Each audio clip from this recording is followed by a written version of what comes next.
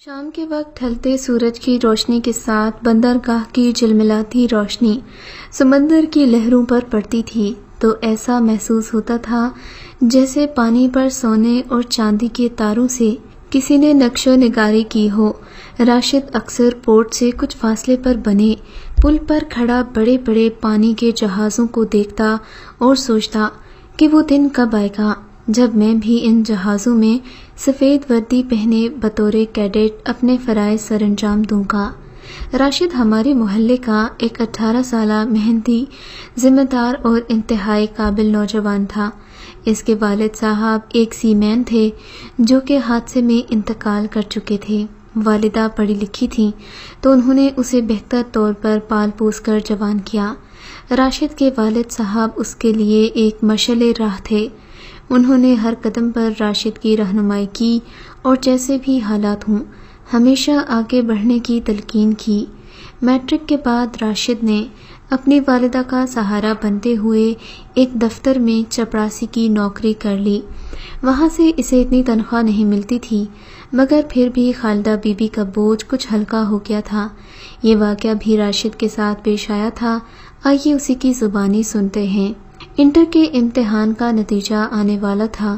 مجھے یقین تھا کہ جتنی محنت میں نے کی ہے مجھے اس کا پھل ضرور ملے گا۔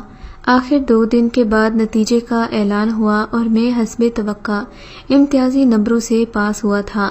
میں مٹھائی کا ڈبہ لے کر گھر پہنچا اور امی کو صحن میں نہ پا کر انہیں آواز لگائی۔ امی آواز سن کر باورچی خانے سے آئی۔ پھر میں نے سر جھکا کر ان سے کہا کہ ان کے بیٹے کے اتنے نمبر نہیں آئے، مگر انہوں نے میرے چہرے پر خوشی کو بھانپ لیا تھا۔ بولا، خالی ہاتھ آیا ہے یا مٹھائی کا ڈبہ لایا ہے؟ میں ہنس پڑا اور سب سے پہلے اپنی ماں کا منہ میٹھا کروایا۔ انہوں نے مجھے ڈھیر ساری دعائیں دیں اور نظر اتاری۔ اگلے ہی روز میں نے پاکستان میرین اکیڈمی میں داخلے کے لیے کوششیں شروع کر دیں۔ کہتے ہیں کہ جب نیت صاف ہو تو منزلیں خود بخود آسان ہو جاتی ہیں۔ ایسا ہی کچھ میرے ساتھ ہوا تھا۔ میرا داخلہ مرچنٹ نیوی میں ہو گیا تھا۔ میں بہت خوش تھا کیونکہ میں نے اپنی منزل کی طرف بڑھتی ہوئی سیڑھیوں پر پہلا قدم رکھ دیا تھا۔ پاکستان میرین اکیڈمی میں 2 سال کی طویل تربیت کے بعد میری پیشہ ورانہ تربیت شروع ہوئی جو کہ 33 مہینوں پر مشتمل تھی، اور اس تربیت میں کیڈٹس کو اپنی قابلیت منوانا ہوتی ہے۔ میں نے بہت محنت کی اور جہاز پر اپنی ذمہ داری کو بخوبی نبھایا۔ آخر کار وہ دن آ ہی گیا جب میں ایک صنعت یافتہ ڈیک کیڈٹ تھا۔ والد صاحب چونکہ ایک بین الاقوامی ادارے میں سی مین تھے تو انہوں نے سب سے پہلے وہاں قسمت آزمائی، اور میں خدا کا جتنا بھی شکر ادا کروں وہ کم ہے، کیونکہ انہوں نے میری قابلیت اور اسناد کو دیکھتے ہوئے مجھے ہاتھوں ہاتھ اپنے ادارے میں بطور ڈیک کیڈٹ ملازم رکھ لیا۔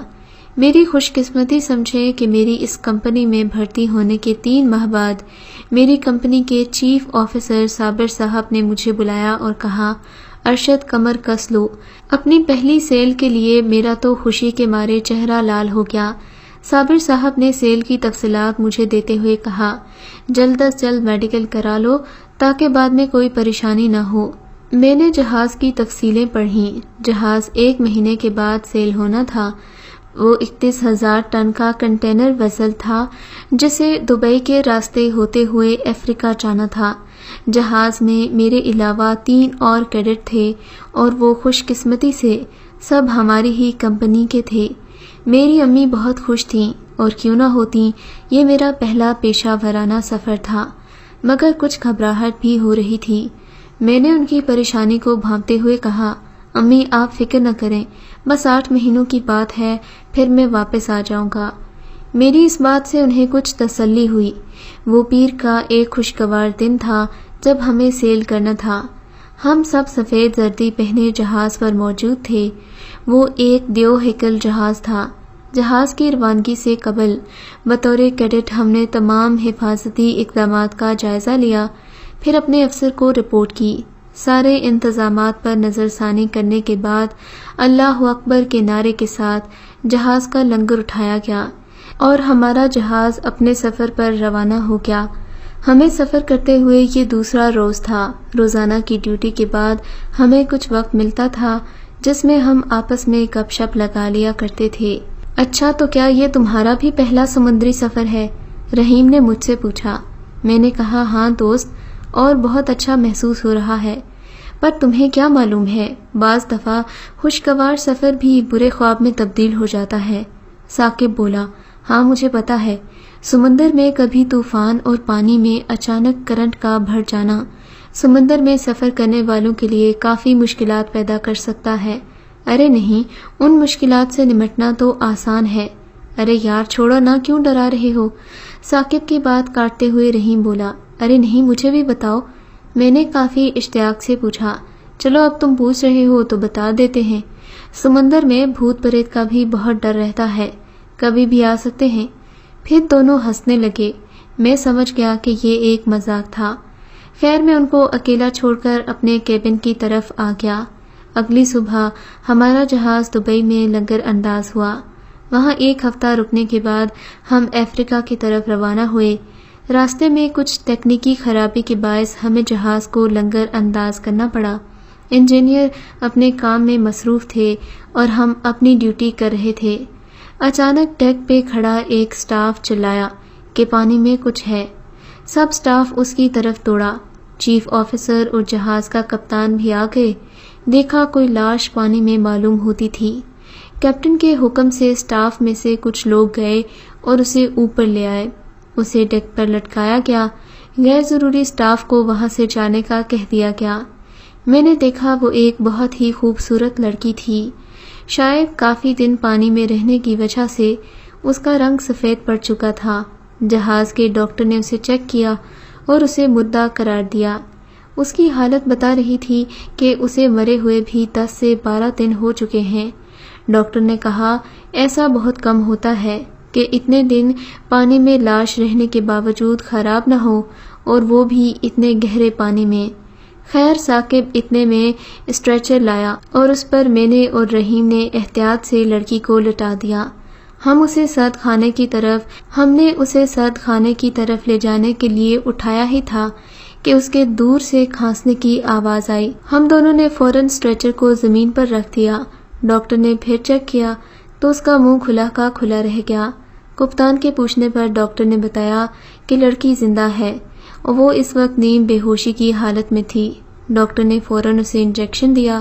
جب اسے مکمل نیند آ گئی تو پھر اسے اٹھا کر ایک الگ کیبن میں سلا دیا گیا۔ ڈاکٹر نے کہا کہ اب یہ صبح تک ہی ہوش میں آئے گی۔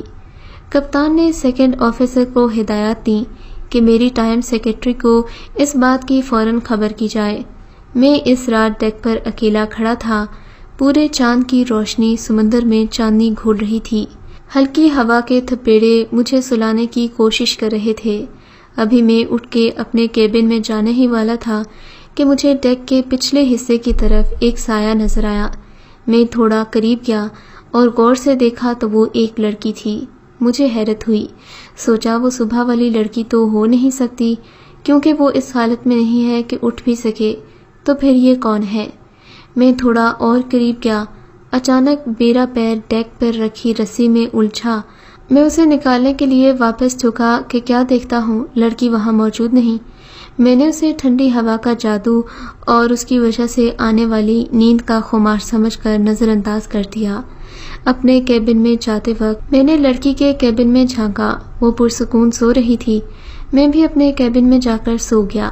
میں اگلی صبح سے ہی اس لڑکی کے بارے میں جاننے کے لیے کافی بے چین تھا، نہ صرف میں بلکہ میرا پورا سٹاف، کیونکہ جو لڑکی ڈاکٹر کے مطابق مر چکی ہو، 10 دن پانی میں رہنے کے باوجود کیسے زندہ رہ سکتی ہے؟ خیر ضروری کاموں سے فراغت پانے کے بعد میں اور ثاقب ڈیک پر آ گئے۔ تھوڑی دیر بعد ڈاکٹر اس لڑکی کو لے کر باہر آ گیا۔ پھر ڈاکٹر اسے کپتان کے پاس لے گیا۔ ہمیں وہاں جانے کی اجازت نہیں تھی۔ نہ جانے کپتان نے ڈاکٹر سے کیا بات کی، ہمیں کچھ پتہ نہیں چلا۔ قریب 1 گھنٹے بعد کپتان اور ڈاکٹر اسے لے کر ڈیک پر آ گئے۔ لڑکی کو جب میں نے غور سے دیکھا تو میری آنکھیں اس پر جم گئیں۔ اس کا رنگ گورا تھا، مگر نین نقش سے وہ مشرقی لگتی تھی۔ گھنے بال، تیکھے نین، گویا ہر لحاظ سے ہی خوبصورتی کا شاہکار تھی۔ اس کا نام سلمیٰ ہے اور اس کا تعلق یمن سے ہے۔ یہ اپنی فیملی کے ساتھ کروز شپ پہ تھیں جو ناگہانی حادثے کا شکار ہوا۔ اس جہاز پر ان کے سوا کوئی نہیں بچا۔ خدا کا شکر کہ آج بخیر و عافیت یہ ہمارے ساتھ موجود ہیں، کپتان نے بتایا اور سب کو واپس اپنے اپنے کام پر جانے کا کہا۔ میرا اندازہ بالکل صحیح نکلا، یہ لڑکی عرب ملک سے ہے۔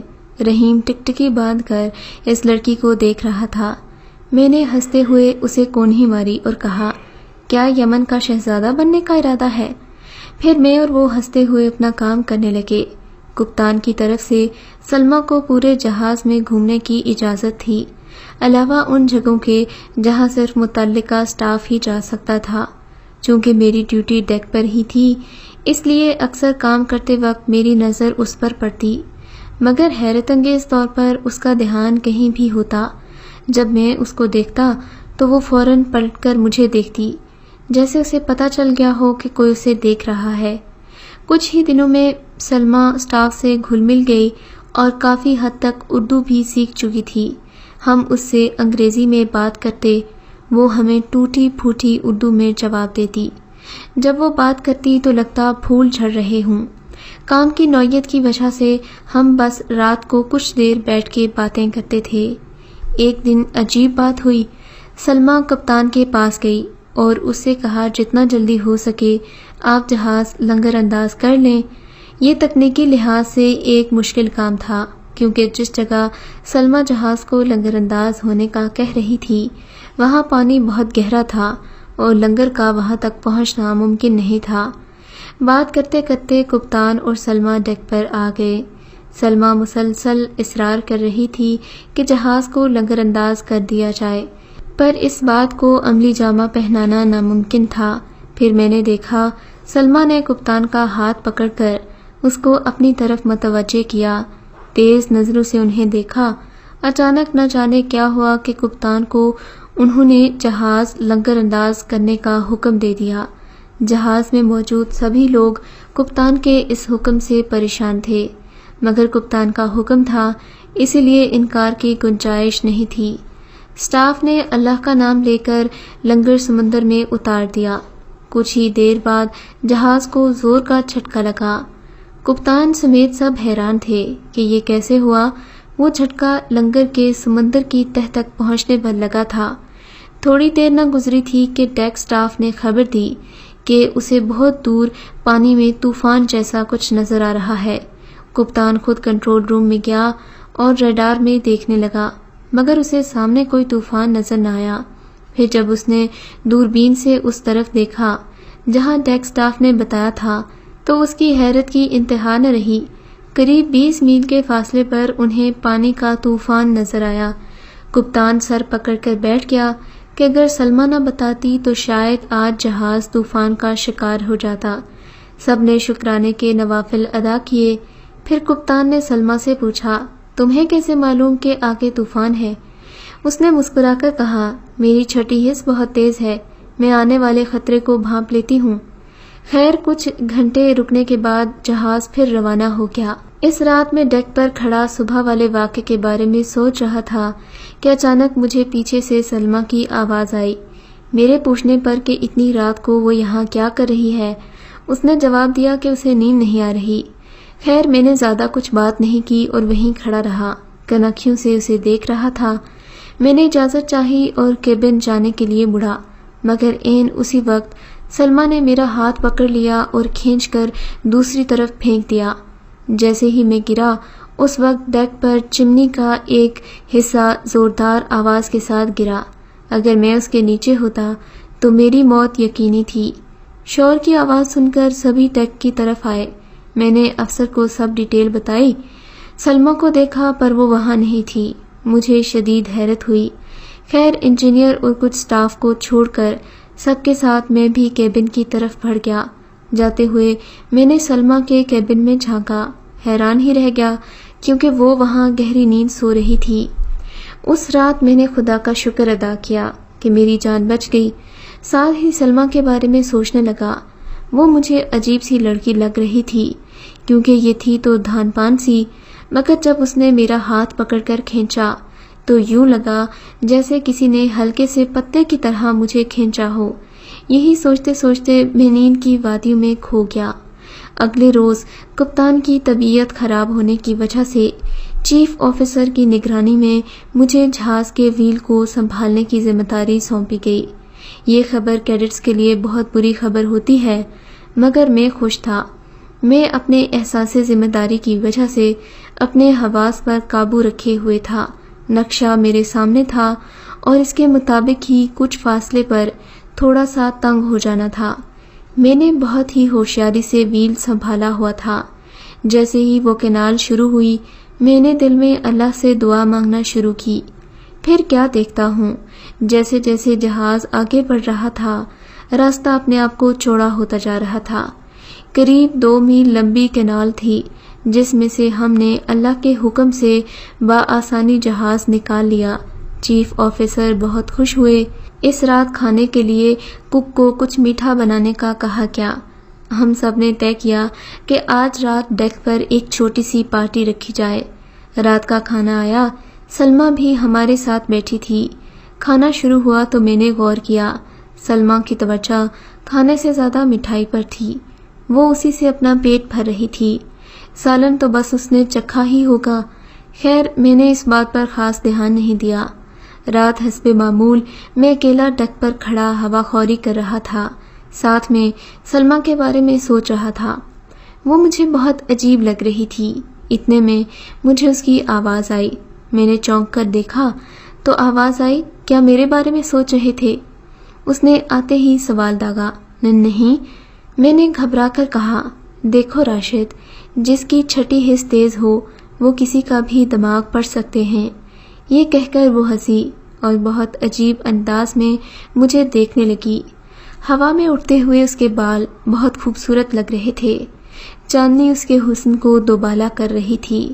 پھر وہ گویا ہوئی، راشد، میں جانتی ہوں تم کیا سوچ رہے ہو، یہی نہ کہ میں کون ہوں، مگر سنو، وعدہ کرو کہ تم یہ بات کسی کو نہیں بتاؤ گے۔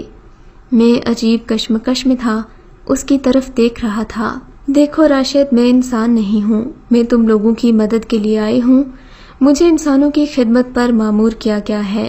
اگر تم چند ہفتوں سے ہونے والے واقعات پر غور کرو تو تمہیں اندازہ ہو جائے گا۔ اس کی بات سن کر مجھے شک سا گزرا۔ مبادہ یہ جھوٹ ہی نہ بول رہی ہو۔ میں نے انٹرنیٹ کھولا اور پچھلے 10 دن کی جہازوں کے حادثات کی ہسٹری چیک کی، مگر حیرت ہوئی کہ جس جہاز کا اس نے بتایا تھا، ایسا کوئی حادثہ کسی جہاز کے ساتھ پیش نہیں آیا تھا۔ پچھلے 10 دن تو کیا، پورے مہینے میں کوئی حادثہ نہیں ہوا تھا۔ مجھے اس کی بات پر یقین تو نہ آیا، مگر میں نے اس سے مزید کوئی سوال نہیں کیا کہ کہیں اسے غصہ آ جائے تو یہ میرا برا حال نہ کر دے۔ ویسے بھی پچھلی رات کو ہونے والے واقعے کی وجہ سے مجھے اس کی طاقت کا اندازہ ہو گیا تھا۔ اس کے بعد میری اس سے اچھی دوستی ہو گئی تھی۔ کوئی بھی مسئلہ ہوتا تو وہ میری مدد کرتی۔ جہاز اپنی منزل پر پہنچا۔ وہاں سے واپس ہم پاکستان کی طرف روانہ ہوئے۔ اس پورے عرصے میں سلمیٰ نے میرا اور جہاز کا بہت ساتھ دیا۔ کراچی بندرگاہ پر پہنچنے کے بعد سب سٹاف سائن آف ہوتے ہوئے کپتان نے جہاز آفیسر کو کہا کہ سلمیٰ کو بھی لیتے آنا تاکہ ضروری کارروائی کر کے اسے وطن واپس بھیج دیا جائے، مگر پورے جہاز کی تلاشی لی گئی، سلمیٰ کہیں نظر نہیں آئی۔ یہ تو صرف میں ہی جانتا تھا کہ وہ کہاں گئی تھی۔ مجھے جہاز کی نوکری کرتے ہوئے 25 سال ہو گئے ہیں۔ اس وقت میں ایک جہاز کا کپتان ہوں، مگر جب بھی سمندر میں جاتا ہوں تو مسکرائے بنا نہیں رہ سکتا، کیونکہ کہتے ہیں سمندر جتنا گہرا ہوتا ہے اس میں اتنے ہی گہرے راز چھپے ہوتے ہیں۔ نہ جانے اس بار کون سا راز فاش ہو جائے۔